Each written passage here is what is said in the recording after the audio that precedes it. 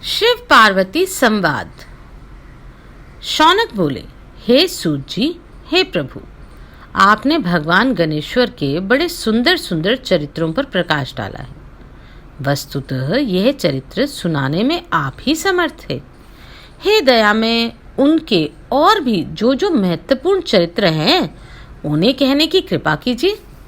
सूत जी ने प्रसन्न होकर कहा, हे शौनक, हे महाभाग, तुम धन्य हो जो गणेश्वर का चरित्र सुनते सुनते तुम्हारी तृप्ति ही नहीं होती। अब मैं तुम्हें इन्हीं से संबंधित एक अन्य कथा सुनाता हूँ। एक बार नारद जी सत्यलोक में गए थे।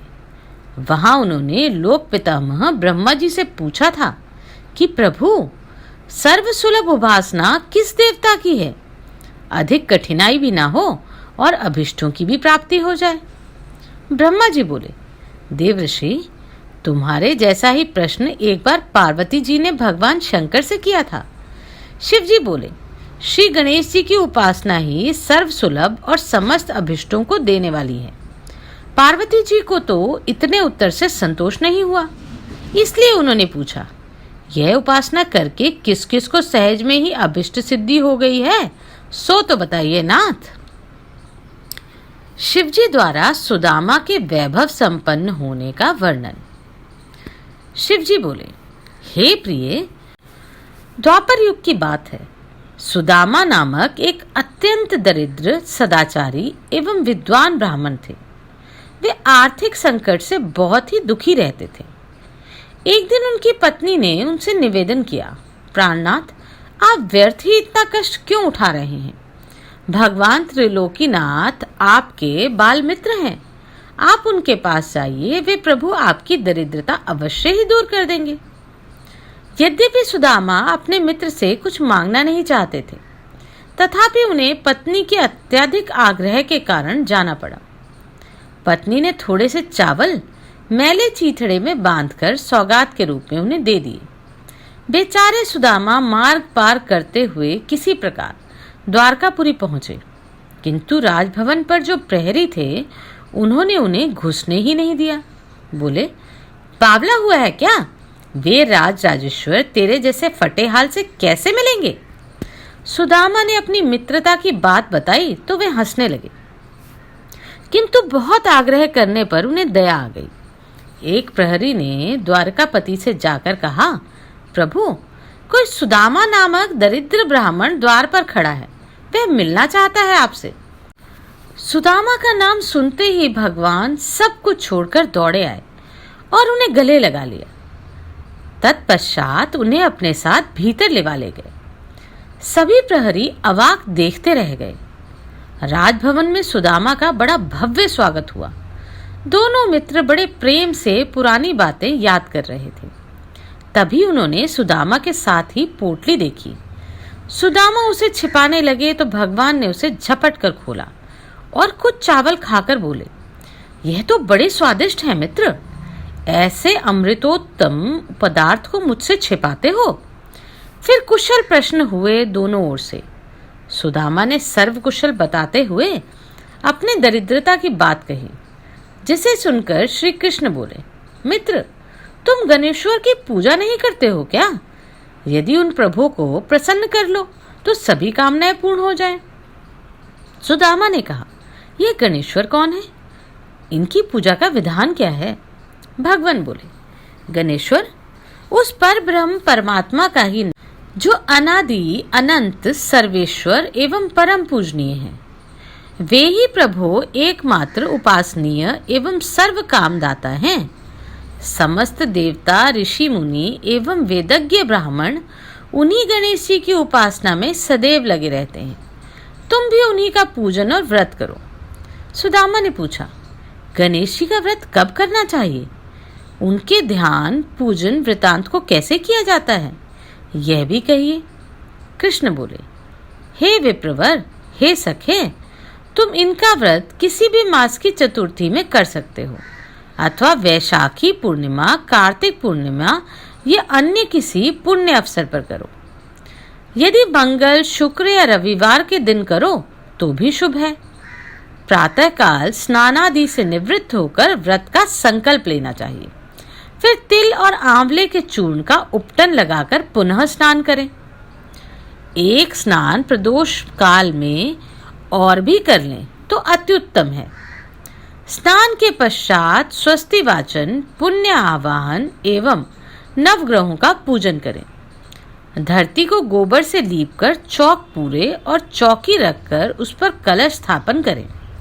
फिर गणेश जी की धातु की मूर्तिका की मूर्ति स्थापित कर षोडश उपचार से पूजन करें। भोग में उत्तम घृतादि के साथ निर्मित मोदक रखें। यदि यह संभव ना हो तो समस्त उपचार मानसिक भी हो सकते हैं। हे मित्र, भावना सर्वोपरि है, इसलिए पूजन में भक्ति भाव भी विशेष फलदायक होता है। यदि श्रद्धा हो तो पूजन कार्य संपन्न होने पर ब्राह्मणों को भोजन करवाएं और यथाशक्ति दक्षिणा दें। सबके अंत में अपने परिवारजनों एवं पत्नी पुत्रादि के साथ बैठकर स्वयं भोजन करें। यह व्रत का विधान तुम्हें बता दिया है। सुदामा बोले, इस व्रत को पहले किसने किया था? श्री कृष्ण ने इसके उत्तर में कहा, एक बार प्रलय के पश्चात सृष्टि की उत्पत्ति होनी थी, परंतु ब्रह्मा जी को अनेक विघ्नों का सामना करना पड़ा। तब ब्रह्मा जी ने गणपति का ही पूजन किया और उनसे शक्ति प्राप्त करके सृष्टि का रचना की। हे सके, मुझे भी ये दुष्ट दलन करके धर्म संस्थापनार्थ अवतार लेने की शक्ति उन्हीं गणाधीश्वर से प्राप्त हुई। मैं तो प्रति शुक्रवार में गणेश जी का व्रत किया करता हूँ। यह सुनकर सुदामा के मन में बड़ी प्रसन्नता हुई। उन्होंने अयाचित वृत्ति से प्राप्त होने वाले द्रव्य से वहीं गणेश जी के पूजन का संकल्प किया और श्री कृष्ण के परामर्श से उन्हीं के साथ आराधना कर प्रसाद ग्रहण किया। फिर उन्होंने भगवान से घर जाने की अनुमति मांगी। जब वे चले गए तब श्री कृष्ण ने उन्हें बहुत दूर तक पहुंचाने के लिए स्वयं गए। फिर सुदामा के आग्रह से वे अपने भवन को लौट आए। व्यापारी का धन चोरी होने का वर्णन। उधर सुदामा जी अपने घर को शीघ्रता से चल पड़े। तभी मार्ग में उनकी मणि नामक एक धनवान व्यापारी से भेंट हुई। रात्रि में सुदामा जहां ठहरे थे वहीं व्यापारी आ ठहरा, किंतु जब वह प्रगाढ़ निद्रा में था तब चोरों ने उसका सभी बहुमूल्य धन चुरा लिया। जब उसकी आंख खुली तब उसने संकल्प किया कि यदि गया हुआ धन मिल जाए तो उसका आधा भाग ब्राह्मण को दान कर दूंगा। उसने ऐसा निश्चय किया ही था कि उसे एक संदूक कुछ ही दूरी पर पड़ा मिल गया। दौड़कर उसने संदूक उठाया तो यह बहुत सारे रत्नादि से भरा हुआ था। उसने प्रसन्न होकर संदूक का आधा धन सुदामा को दान कर दिया। सुदामा को उससे बड़ी प्रसन्नता हुई। उन्होंने उस धनिक व्यापारी को भी साथ लेकर भगवान गणाध्यक्ष का वही पूजन किया। सायंकाल में जब पूजन कार्य संपन्न हो गया तब सुदामा को भगवान गणेश्वर के साक्षात दर्शन हुए। सुदामा ने भक्ति भाव पूर्वक उनके चरण पकड़ लिए और स्तवन करने लगे। उन्होंने प्रभु से निवेदन किया, हे दयानिधे, हे सत्य स्वरूप परात्पर ब्रह्म, आप परम दयालु और भक्त वत्सल हैं। हे नाथ, आपकी महिमा अपरंपार है, जिसे ब्रह्मा विष्णु और शिव भी नहीं जान पाते, तो मेरे जैसे तुच्छ जीव के तो कहने की बात ही क्या है। हे प्रभु, आप सर्वशक्तिमान की स्तुति के लिए सार्थक शब्दों का भी तो ज्ञान मुझे नहीं है। हे दीनबंधु, मुझ पर दया कीजिए। आपको बारंबार नमस्कार है, नमस्कार है। श्री गणेश जी ने प्रसन्न होकर सुदामा के मस्तक पर अपना वरद हस्त फेरते हुए कहा, विप्रश्रेष्ठ, वर मांगो, मैं तुम पर बहुत प्रसन्न हूँ। सुदामा ने हाथ जोड़कर कहा, करुणा सिंधो, जब आप सब ऐश्वर्यमय की मुझ पर पूर्ण कृपा है तो फिर क्या मांगू। हे नाथ, यदि आप प्रसन्न हैं तो मुझे अपनी अनन्य दृढ़ भक्ति प्रदान कीजिए। बस यही मेरे लिए अत्यंत श्रेष्ठ वर होगा। गणेश जी एवं मस्तु कहकर अंतर्ध्यान हो गए। उस समय वह धनिक भी वहां उपस्थित था। उसने सुदामा से गणेश जी के पूजन और महात्म्य संबंधी कुछ बातें पूछी और फिर उसने स्वयं भी श्री गजानन का व्रत करने का संकल्प किया। सुदामा पर भगवान गणाध्यक्ष की बड़ी महती कृपा हुई। सुदामा वहां से चलकर अपने घर पहुंचे तो यह देखकर अत्यंत विस्मय करने लगे कि वहां कहीं भी उनकी पर्णकुटी नहीं थी, वरन एक अत्यंत वैभवशाली भवन खड़ा है जो वहां कभी नहीं था। सुदामा सोचने लगे, यह क्या है? क्या किसी ने मेरी कुटी तोड़वाकर अपना महल बनवा लिया? यदि ऐसा है तो मेरी पत्नी कहाँ गई? सुदामा इस प्रकार चिंता में पड़े थे, तभी उनकी पत्नी ने भवन के भीतर से उन्हें देख लिया और सेवकों को वहां बुला लाने की आज्ञा दी। जब सुदामा भीतर गए तो उनकी पत्नी ने कहा, नाथ, रात में मैं अपनी पर्णकुटी में सोई थी और प्रातः आंख खुलने पर अपने को इस राजसी भवन में पाया। मुझे आश्चर्य है कि यह सब क्या हो गया। यह इतने दास दासी भी ना जाने कहां से आ गए। तब सुदामा ने भगवान गणेश जी के प्रसन्न होने का समस्त वृतांत अदोपांत सुना दिया। फिर तो वे प्रति मास ही गणेश जी का पूजन करने लगे तथा वहां सर्व सुख भोग कर अंत में गणेश लोक को प्राप्त हुए। चोरों से वैश्य को धन की पुनः प्राप्ति। शौनक बोले, हे प्रभु, यह तो आपने बड़ा सुंदर वृतांत सुनाया। अब यह बताने की कृपा करें कि उस वाणिक व्यवसायी ने घर जाकर क्या किया तथा उसे जो रत्नों से भरा संदूक मिला था वह किसका था तथा सहसा कहां से आ गया? मेरी यह जिज्ञासा शांत करने की कृपा कीजिए। सूत जी ने कहा, शौनक, तुमने अच्छा प्रश्न किया है। उस धनिक को जो रत्न आदि धनों से भरा संदूक मिला वह भगवान विघ्नराज की ही कृपा थी। उन्होंने सुदामा को धन प्राप्त कराने के लिए ही वह धन वहां सहसा उत्पन्न कर दिया था। अब उस वैश्य का वृतांत सुनो। वह कच्छभुज नामक नगर का निवासी था और व्यापार के उद्देश्य से ही परदेश में गया था। उसने अपने नगर में लौटकर भगवान विघ्नराज का पूजन उत्साह बड़े समारोह से किया, जिसमें नगर के प्रतिष्ठित व्यापारी, अधिकारी एवं उसके बहुत से बांधव आमंत्रित किए गए। अनेकों वेदज्ञ ब्राह्मणों ने उसे पूजन कर्म में योग दिया। उस धनिक ने ब्राह्मण भोजन करा के प्रचुर धन दान दक्षिणा में दिया। वैश्य के एक परम मित्र थे, राजा के प्रधान अमात्य चित्रबाहु। वे भी प्रसाद ग्रहणार्थ बुलाए गए थे। प्रसाद ग्रहण के बाद चित्रबाहु के द्वारा यात्रा के कुशलता से पूर्ण होने की बात पूछने पर उसने धन की चोरी जाने और प्रभु कृपा से अन्य रत्न राशि प्राप्त होने की बात सुनाई। इसके पश्चात उत्सव का आयोजन संपन्न हुआ। एक दिन कुछ लोग चित्रबाहु के पास जाकर विक्रयार्थ रत्न आदि दिखाने लगे, तो चित्रबाहु ने रत्नों के असली होने की परीक्षा के लिए अपने मित्र वैश्य को बुलाया। उसने रत्नों को देखकर पहचान लिया कि वह वही रत्न है जो मेरे पास से चोरी गए थे।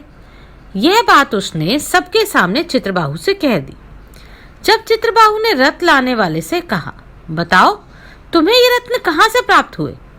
पहले तो उन्होंने कुछ उल्टी सीधी बातें बताई, किंतु जब उन्होंने चित्रबाहु के आदेश पर अपने को राज सैनिकों से घिरे पाया तो रोते हुए सत्य बता दिया। प्रधान जी, हमारा अपराध क्षमा कर दें, हम अभी सब बात बताते हैं। चित्रबाहु ने कहा, सत्य कहोगे तो क्षमा कर दिए जाओगे। तब उन्होंने स्वीकार किया कि मार्ग में उस वैश्य से ही यह धन चुराया था। इसके पश्चात उन्होंने वह धन वैश्य को लौटा दिया। चित्रबाहु ने उन चोरों से कहा, देखो, यह भगवान गणेश्वर का ही प्रभाव है जो तुम लोग धन लेकर यहाँ खींचे चले आए। यदि सुख समृद्धि चाहते हो तो चोरी का काम छोड़कर अन्य कार्य में लगो और भगवान गणाध्यक्ष का व्रत पूजन आदि करो तो तुम्हें सहज ही समस्त धन प्राप्त हो जाएंगे। यह सुनकर चोरों ने भविष्य में चोरी न करने की प्रतिज्ञा की और संकल्प किया, हम उन्हीं विनायक की आराधना करते हुए धर्म पूर्वक जीवन यापन करेंगे। इस प्रकार वे चोर सदाचारी बनकर भगवान गणेश्वर की आराधना करने लगे, जिससे उन्हें सर्व सुखों की प्राप्ति हुई। वह वैश्य भी चोरी का धन वापस लौट आने पर अत्यंत प्रसन्न हुआ और गणेश्वर की पूजा करने लगा। भगवान विनायक की कृपा चित्रबाहु पर। सूत जी बोले, हे शौनक, चित्रबाहु ने गणेश व्रत का दृढ़ संकल्प किया, किंतु बाद में पुत्र प्राप्ति होने पर अपने संकल्प को भूल गया। इस कारण उस पर संकट के मेघ मंडराने लगे और एक दिन सहसा राजा ने किसी कारण कुपित होकर उसका सर्वस्व छीन लिया और देश निकाला दे दिया। इस कारण उनके पास जीवन यापन का कोई भी साधन नहीं रहा। जब भूखों मरने की नौबत आ गई तो नर्मदा के तट पर भीख मांगने लगी। तभी एक दिन उसने शुकदेव जी का आश्रम देखा तो भीतर जाकर महर्षि को प्रणाम कर बैठ गया। महर्षि ने पूछा, तुम कौन हो? कहाँ से आए हो? क्या प्रयोजन है तुम्हारा? यह सुनकर चित्रबाहु ने अपना समस्त वृतांत निवेदन किया और अपने संकट से मुक्त होने का उपाय पूछा। महर्षि ने कुछ देर ध्यान लगाने के बाद कहा, वत्स, तुमने पुत्र प्राप्ति के लिए भगवान विनायक के व्रत का संकल्प लिया था, जिसे पुत्र उत्पन्न होने पर तुम भूल गए। इसी कारण तुम्हें यह घोर कष्ट भोगना पड़ रहा है। इस स्थिति में छुटकारा पाने के लिए उन्हें भगवान विनायक का व्रत और पूजा करो, फिर तुम्हें कोई कष्ट नहीं होगा और तुम अपने पूर्व को भी प्राप्त कर लोगे। हे शौनक, शुकदेव जी मुनि की बात सुनकर चित्रबाहु को अपनी भूल पर बड़ा पश्चाताप हुआ और उन्होंने तुरंत ही विनायक भगवान के व्रत का संकल्प कर गणेश चतुर्थी के शुभ दिवस में गणेश जी का भक्ति भाव से पूजन किया, जिसके प्रभाव से उसे पूर्व पद और वैभव की शीघ्र प्राप्ति हो गई।